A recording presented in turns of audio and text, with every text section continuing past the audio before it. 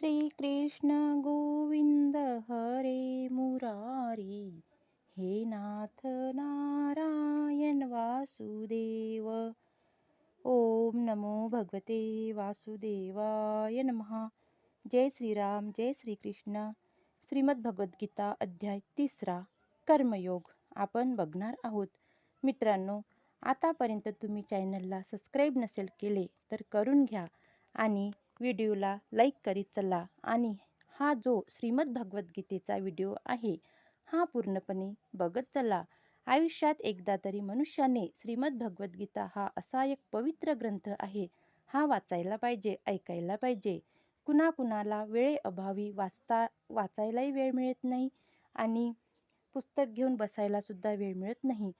तर मी तुमच्यासाठी खास करून माझ्यासाठी आणि तुमच्यासाठी सुद्धा श्रीमद भगवद्गीतेचे अध्यायाचे व्हिडिओ बनवत आहे. तर तुम्ही नक्की ऐकत चला आणि कमेंटमध्ये जय श्रीराम, राधे राधे एवढं तरी लिहत चला. तर मग आता आपण सुरू करूया. कर्मयोग. सृष्टीच्या आरंभी प्रजापतीने श्री विष्णू प्रीत्यर्थ केल्या जाणाऱ्या यज्ञासहित मनुष्य तथा देवतांना निर्माण केले आणि त्यांना वरदान देत सांगितले, तुम्ही या यज्ञापासून सुखी व्हा, कारण यज्ञ केल्याने सुखी राहण्यासाठी आणि मोक्षप्राप्ती करण्यासाठी आवश्यक त्या सर्व गोष्टी तुम्हाला सहजपणे प्राप्त होतील. तात्पर्य: प्रजापतीने, प्रजापती म्हणजे श्री विष्णू, निर्माण केलेली भौतिक सृष्टी म्हणजे बद्ध जीवांना स्वगृही भगवद्धामात परत जाण्यासाठी दिलेली सुसंधीच आहे. या भौतिक सृष्टीमधील सर्व जीव भौतिक प्रकृतीद्वारे बद्ध करण्यात आले आहेत, कारण त्यांना पुरुषोत्तम भगवान श्रीकृष्ण किंवा श्री विष्णू यांच्याशी असणाऱ्या आपल्या संबंधांचे विस्मरण झाले आहे. भगवद्गीतेत सांगितल्याप्रमाणे वैदिक तत्त्वे आपल्याला आपल्या शाश्वत संबंधांचे ज्ञान देण्यासाठी आहेत. भगवंत सांगतात की वेदांचा उद्देश त्यांना जाणणे हा आहे. वैदिक मंत्रात म्हटले आहे, पती विश्वेश्वरायम, म्हणून पुरुषोत्तम भगवान श्री विष्णू हेच सर्व जीवांचे परमेश्वर आहेत. श्रीमद भागवतात श्रील शुकदेव गोस्वामी भगवंतांचे अनेक प्रकारे पती म्हणून वर्णन करतात. भगवान विष्णू प्रजापती आहेत आणि ते सर्व प्राणीमात्रांचे, सर्व जगतांचे, सर्व सुंदर वस्तूंचे पती आणि प्रत्येकांचे रक्षण करते आहेत. श्री विष्णूच्या संतुष्टीसाठी यज्ञ कसे करावेत हे बद्ध जीवांना शिकविण्यासाठी म्हणून भगवंतांनी या सृष्टीची निर्मिती केली आहे. त्यामुळे या भौतिक जगात असतानाच जीव चिंताविरहित सुखी जीवन व्यतीत करू शकतील आणि वर्तमान भौतिक शरीराच्या विनाशानंतर भगवद्धामामध्ये प्रवेश करू शकतील. बद्ध जीवांकरिता भगवंतांनी केलेली ही संपूर्ण योजना आहे. यज्ञ केल्याने बद्ध जीव यथावकाश कृष्ण भावना भावित होतो आणि त्यांच्यामध्ये सर्व सद्गुण आढळून येतात.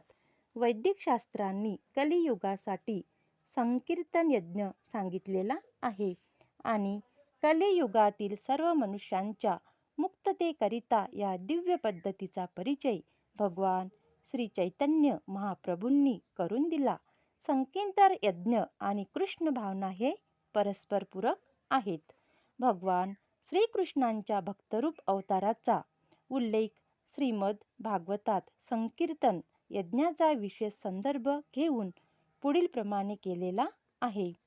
या कलियुगामधील वास्तविक बुद्धिमान लोक पार्षदासहित अवतरित होणाऱ्या भगवंतांचे संकीर्तन यज्ञाद्वारे पूजन करतील. वैदिक शास्त्रामध्ये सांगण्यात आलेले इतर यज्ञ करणे या कलियुगात शक्य नाही, पण भगवद्गीतेत सांगितल्याप्रमाणे संकीर्तन यज्ञ हा सर्व सिद्धीकरिता सहज साध्य आणि उदात्त आहे.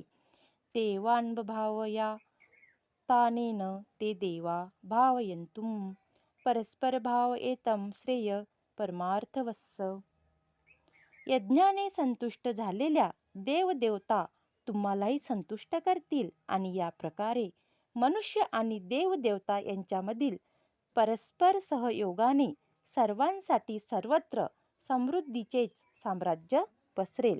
देवतांना भौतिक कार्याचे प्रशासन करण्यासाठी विशेष शक्ती प्रदान करण्यात आलेली असते. प्रत्येक जीवाच्या शरीर आणि आत्म्याच्या पोषणासाठी आवश्यक वायू, प्रकाश, पाणी आणि इतर सर्व वस्तूंचा पुरवठा करण्याचे कार्य देवतांकडे सोपविण्यात आलेले असते. पुरुषोत्तम श्री भगवान यांच्या शरीराच्या विविध भागांमध्ये असणाऱ्या या देवदेवता म्हणजे असंख्य सहाय्यकच आहेत. त्यांची संतुष्टी किंवा असंतुष्टी मनुष्यांनी केलेल्या यज्ञावर अवलंबून असते. काही यज्ञ विशिष्ट देवतांना संतुष्ट करण्यासाठीच असतात, परंतु असे असले तरीही सर्व यज्ञांमध्ये भगवान श्री विष्णू यांनाच प्रमुख अधिष्ठाता म्हणून पूजिले जाते. असे असले तरीही सर्व यज्ञांमध्ये भगवान श्री विष्णू यांनाच प्रमुख म्हणून त्यांची पूजा केली जाते. भगवद्गीतेतही सांगण्यात आले आहे की श्रीकृष्ण हे स्वतः सर्व प्रकारच्या यज्ञाचे भोक्ता आहेत. भोक्ता यज्ञ तपस्यम म्हणून शेवटी यज्ञपतीला संतुष्ट करणे हा सर्व यज्ञांचा मुख्य हेतू आहे. असे यज्ञ योग्य रीतीने केले जातात तेव्हा स्वाभाविकचपणे पुरवठा करणाऱ्या विविध विभागांचे अधिकारी असणाऱ्या देवदेवता संतुष्ट होतात आणि त्यामुळे नैसर्गिक पदार्थाच्या पुरवठ्यांमध्ये तुटवडा पडत नाही. यज्ञकर्मापासून इतर अनेक अनुषंगिक लाभ होतात. यज्ञ अतः भौतिक बंधनातून मुक्त होण्यास कारणीभूत ठरतात. वेदांमध्ये सांगितल्याप्रमाणे यज्ञकर्मामुळे आपली सर्व कार्य शुद्ध होतात. आहार शुद्धी, सत्वशुद्धी, शरीर सत्वशुद्धी, ध्रुवा स्तुती, स्मृतिलंबे, सर्व गुणसंपन्न, विप्रमोक्ष.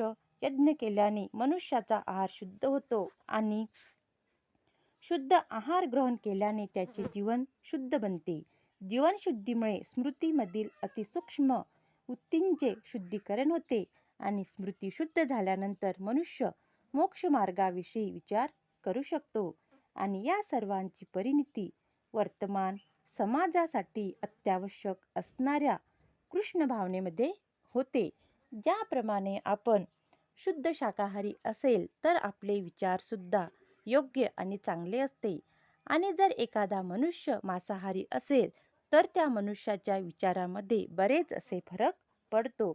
या गोष्टी आपल्याला आपल्या समाजातून सुद्धा अनुभवायला मिळतात. विविध जीवनावश्यक वस्तूंच्या अधिकारी असणाऱ्या देवदेवता जेव्हा यज्ञ करण्यामुळे संतुष्ट होतील तेव्हा त्या तुमच्या सर्व आवश्यकता पुरवितील. पण अशा वस्तू पुन्हा देवतांना अर्पण न करता त्यांचा भोग घेणारा मनुष्य निश्चितपणे चोरच आहे. भगवंताला अर्पण केलेल्या वस्तू आपण जर स्वीकारल्या किंवा भगवंताला अर्पण केल्या नाही तर तो व्यक्ती निश्चितपणे चोरच मानला जातो. भगवान श्री विष्णू यांच्या वतीने जीवनावश्यक वस्तूंचा पुरवठा करणारे त्यांचे प्रतिनिधी म्हणून देवतांना अधिकृत करण्यात आले आहे. यास्तव शास्त्रप्रमाणित यज्ञाद्वारे त्यांना संतुष्ट केलेच पाहिजे. वेदांमध्ये विविध प्रकारच्या देवदेवतांसाठी विविध प्रकारचे यज्ञ सांगण्यात आले आहेत, पण शेवटी सर्व यज्ञ भगवंतांनाच अर्पिलेले असतात. भगवंतांचे स्वरूप समजण्यात असमर्थ असणाऱ्या मनुष्यांसाठी देवदेवता प्रीत्यर्थ यज्ञ करण्याचे विधान करण्यात आले आहे. मनुष्याच्या निरनिराळ्या भौतिक गुणांना अनुलक्षून वेदांमध्ये निरनिराळे यज्ञ सांगितलेले आहेत. निरनिराळ्या देवतांचे पूजनही याच तत्वावर म्हणजेच विविध गुणांवर आधारित आहेत.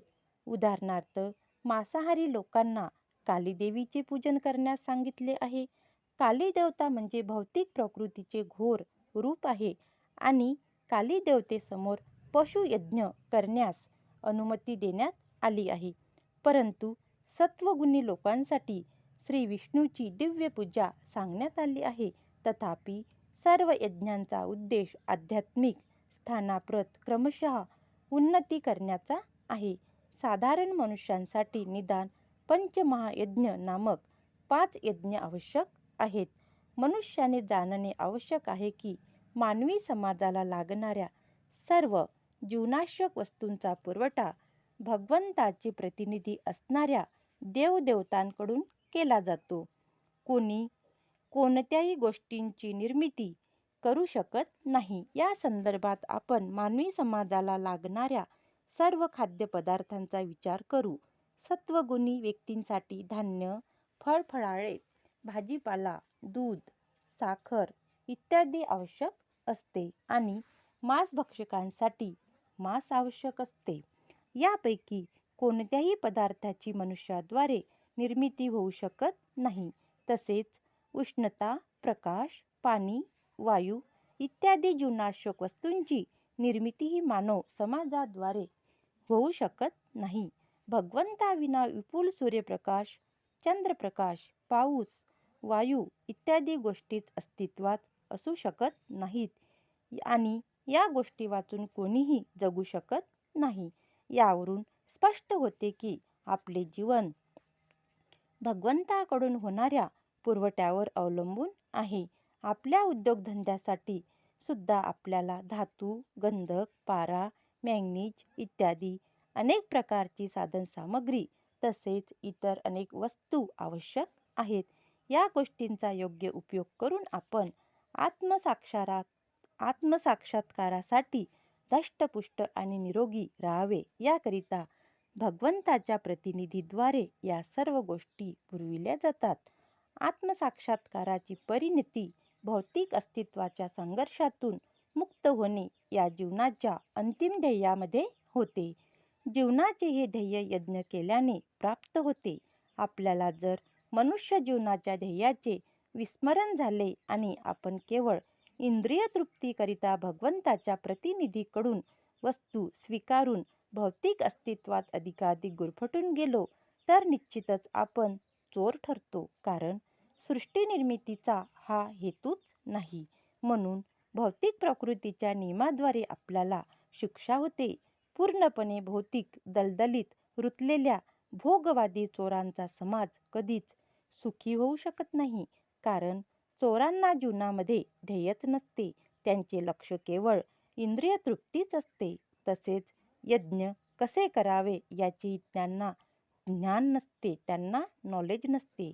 याकरिताच श्री चैतन्य महाप्रभूंनी अत्यंत सहज सुलभ संकीर्तन यज्ञाचा प्रारंभ केला.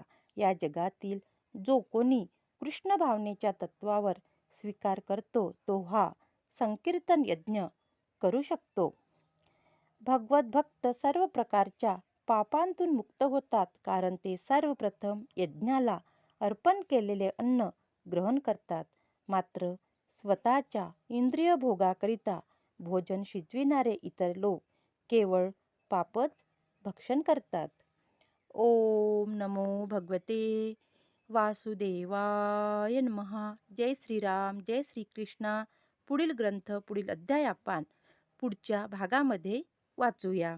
मित्रांनो, तुम्ही पूर्ण व्हिडिओ नक्की बघत चला आणि व्हिडिओला सबस्क्राईब करत चला. हा ग्रंथ पवित्र असा ग्रंथ आहे. हा ग्रंथ वाचल्याने 10-12 मिनिट दिल्याने तुमच्या आयुष्यात काहीच असं कमी पडणार नाही किंवा तुमच्या आयुष्याचा वेळसुद्धा वाया जाणार नाही. उलट तुमच्या मनामध्ये, तुमच्या डोक्यामध्ये, तुमच्या बुद्धीमध्ये नवीन असे चैतन्य निर्माण होईल आणि तुम्हाला जीवन जगण्याची प्रेरणा किंवा काम करण्याची स्फूर्तता या व्हिडिओद्वारे तुम्हाला मिळतील.